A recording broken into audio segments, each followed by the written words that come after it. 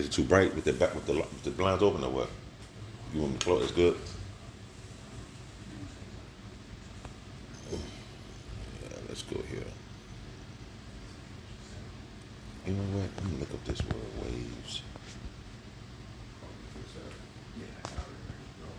Shalom. Shalom. First and foremost, as always, giving all honors and praise to Yahweh, Ba'ashem, Yahushai, Ba'ashem, B'Kakadash.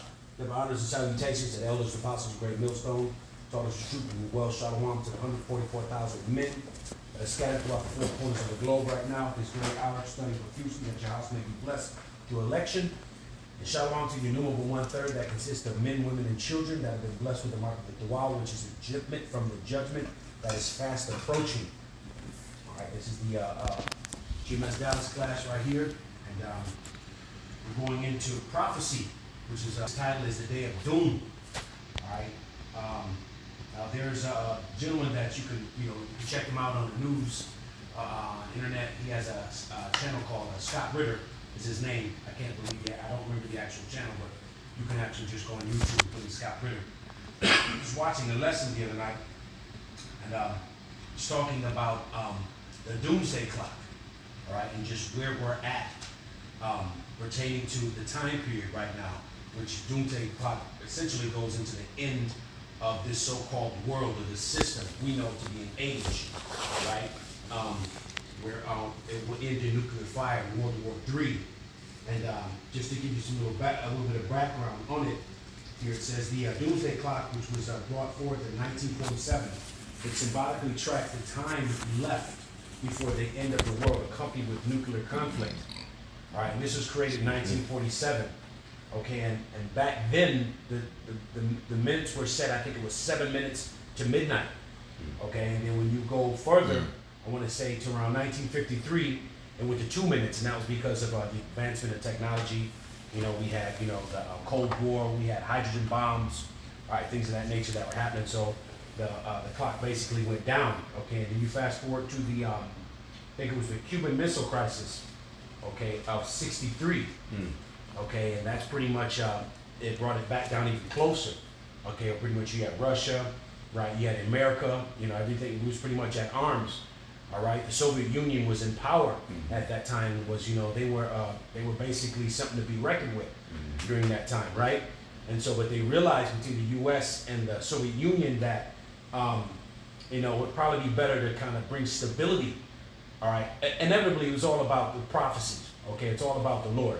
Okay, because nothing goes forward without the Lord sanctioning it, and prophecies all have to take place in its order. All right, so there are things that needed to play out in the earth before this third woe took place. Right, and it's funny, in 1947, the very next year, the small hats got Small hats. so that was the Lord, putting Was stamping it. a clicker, like this, the sand, what's that thing? The hourglass. The hourglass started to, Okay, it's on. Yeah.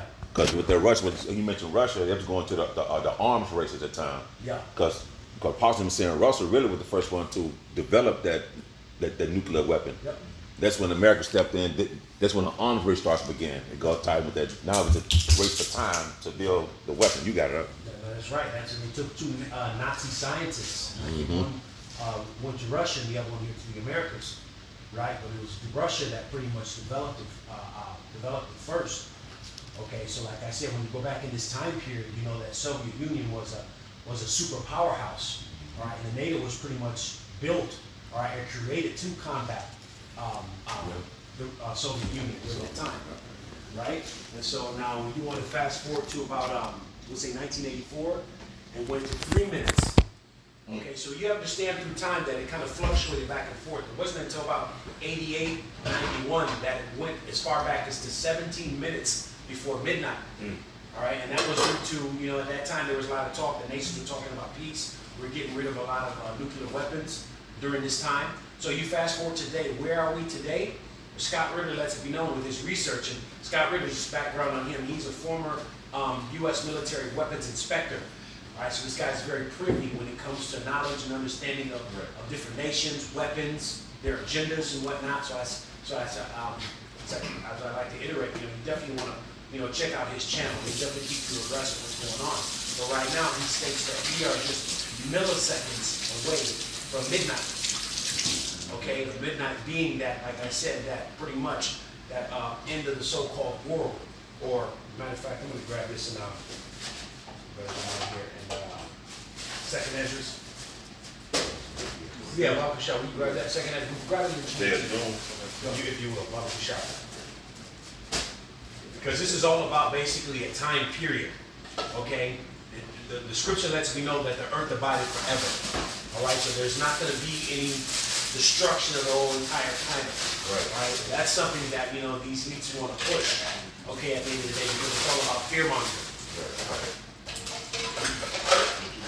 Second Esdras 6:9 in the GNT. Right, this is the book of Second Esdras, chapter 6. As a matter of fact, if you start up at 7, wow. Yep, this is the book of Second Esdras, chapter 6, verse 7 in the GNT Bible. Then I asked, how long a period of time, all right, will divide the ages?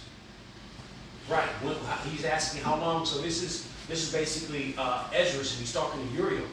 And he's asking them, basically how long the time, right, before the dividing of the end of one and the beginning of another. Yeah, because in the 4th chapter, he told them by measure had to measure the time, and he does not move nor stir them until the said measure be fulfilled. So everything that the Lord wrote and everything that's foretold has to be fulfilled, and we're subject to that. But the comfort comes, witness it come to pass, and being able to break it down according to the scriptures. That's what we've been comforted, but we're subject to it. What can we do? Right. Because if I can add, the scriptures say, the Lord said in Isaiah 55:11, his word shall not come back to him void, but it shall accomplish me whereto he sent it. And it also says we made it in our lives, so that he's bound to it. So that makes us bound. He puts his word above his name. Right. He's bound to his word. So this is 2nd Esdras chapter 6 and 7. Then I asked, how long a period of time will divide the ages? When will the first age end and the next age begin? Right. So that's what it's talking about, age. Okay, the word world that actually goes into an age, which is a specific time period. Okay, so it's the end of Esau's rulership. Okay, so we're in that midnight hour right now. Okay, and what's midnight? Midnight's pretty much the last few minutes or the end, right before daybreak. All right, before that coming of that new day. And we know that by the scriptures, that's talking about Judgment Day. Right, so that we're coming into the end of Esau's rulership. Right.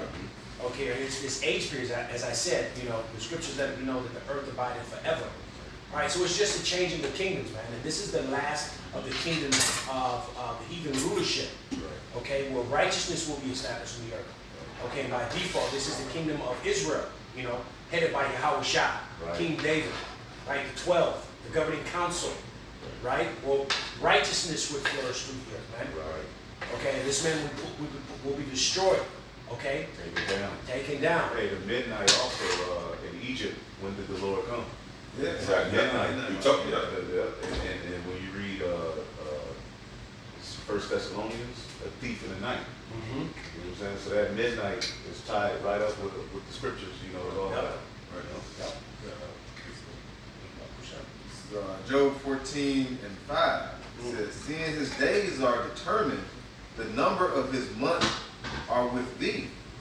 Thou hast appointed his bounds that he cannot pass. And that's setting up like the Lord, you mentioned in Isaiah 55, Lord, his word should not come back void.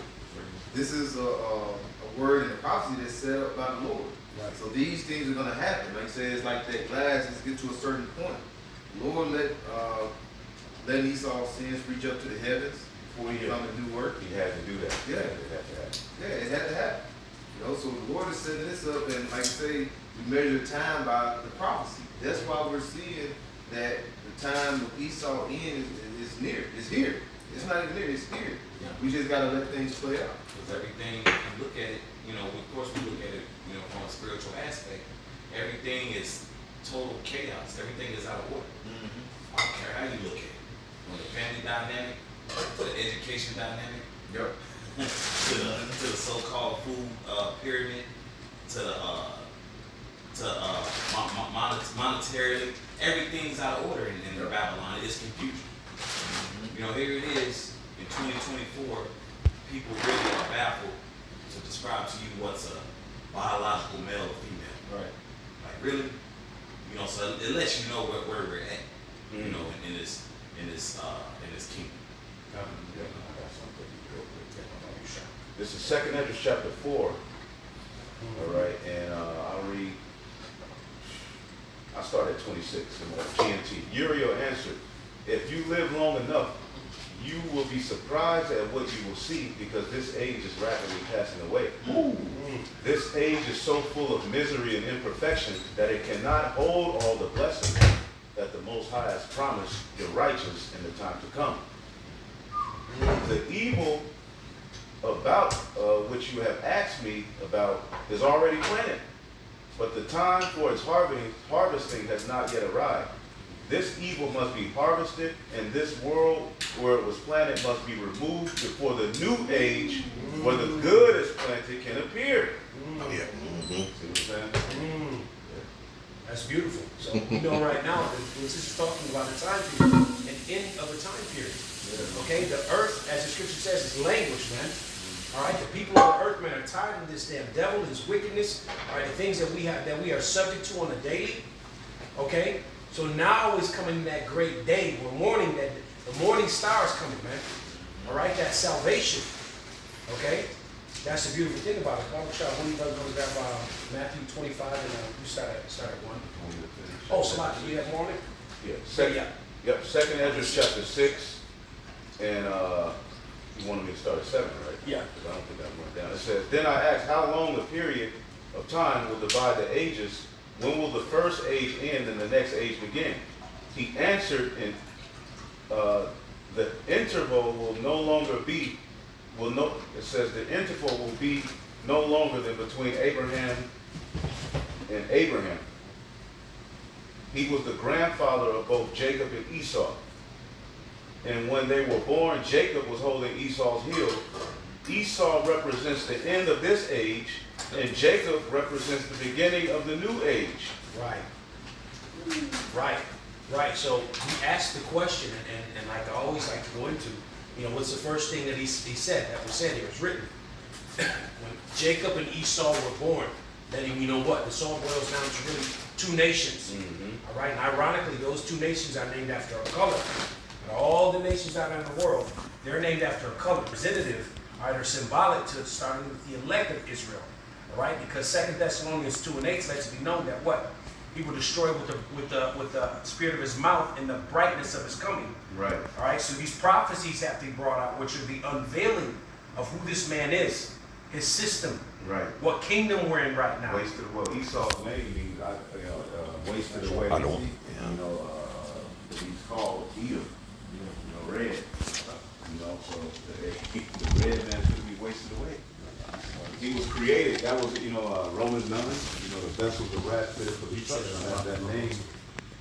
Although it had to do with the fact he had no pigment, he was created for a great judgment.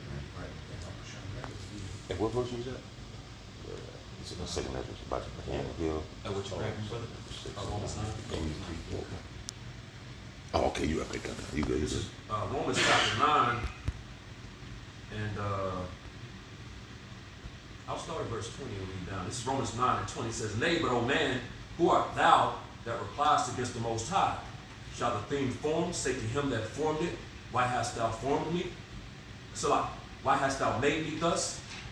Have not the potter power over the clay of the same lump to make one vessel unto honor and another unto dishonor?" Which that's going into Jacob and Esau right there. The vessel of honor represents Jacob or Israel, the nation of Israel. Right. And the vessels of dishonor represent the Edomites, or the so-called self-proclaimed white man, woman, and child in these times. It says, what if the Most High is willing to show his wrath and to make his power known and do it with much long suffering, the vessels of wrath fitted to destruction. And the vessels of wrath fitted to destruction, again, are the Edomites, man, the so-called self-proclaimed white man. You know what I'm saying? It says, "And that he might make known the riches of his glory on the vessels of mercy, which he had afore prepared unto glory." And those vessels of mercy, again, are the Israelites, Jacob, man. You know what I'm saying? I think that, did I Yeah, that's pretty good. Like I say, when you read that, Esau is the one that's going to receive that wrath. everybody is joined along with him. You can see now. You should be able to understand why he is the son of perdition. He's actually a deceiver, because why would you want to be the one that's going to receive that wrath? You're going to do whatever you try to do to basically overturn it.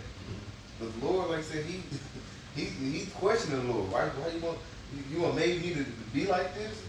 You know, you want made me for me to be destroyed. Yes. That's the way of the Lord. Now, when you watch a movie, you don't see, you're going to have an antagonist, you're going to have someone that's going to be the good guy, the main guy. All right? So, yes, the Lord, this is his movie playing out. You know? You're going to receive and reap what you sow. Because look what you've done on earth. That's why these times are getting real close for the destruction to come. And you can feel it. Yeah. You can feel the end of this age. It's written in the earth. You literally know. Like, if you in the spirit, you feel something's wrong. Yeah. There's no way that the creator of the heaven and earth is going to allow this forever. Yeah. You can feel we're at that point where the creation is literally like something got to be done. Right. And that's all coincide with prophecy. The end of this age is associated with, creation groaning. That's why that great destruction is. That's why the flood came. Yeah. Because of all that wickedness. God.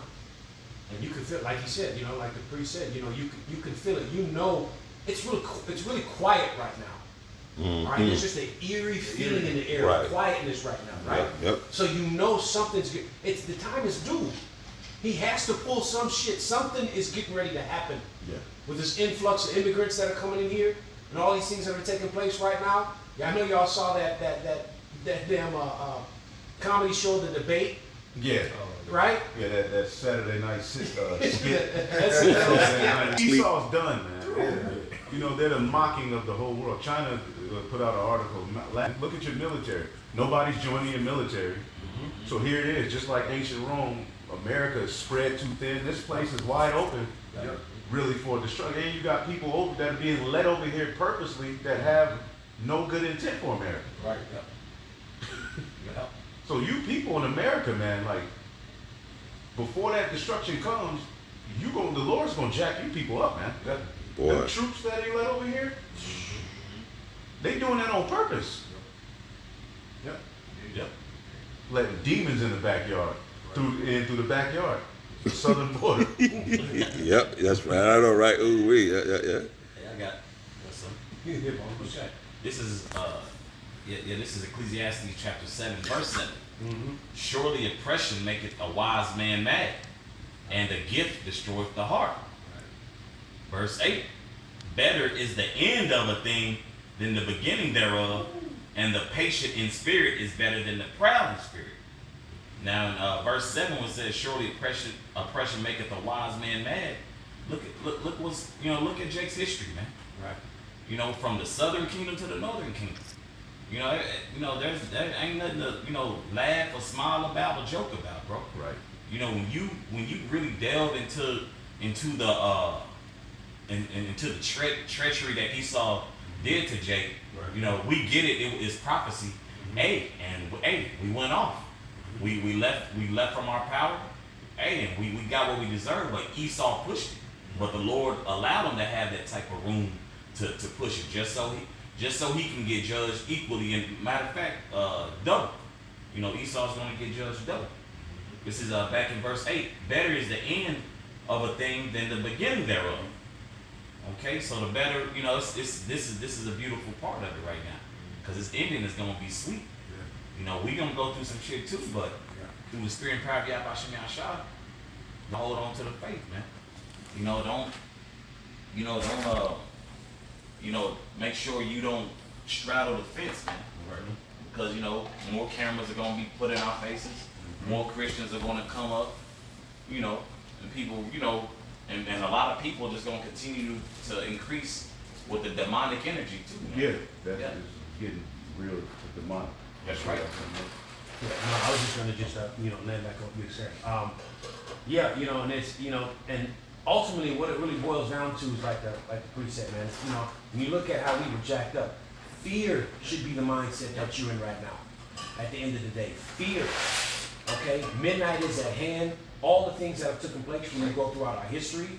Okay, fear should be the motivator right now. The fear of Yahweh Shem Yahshua. And there's a certain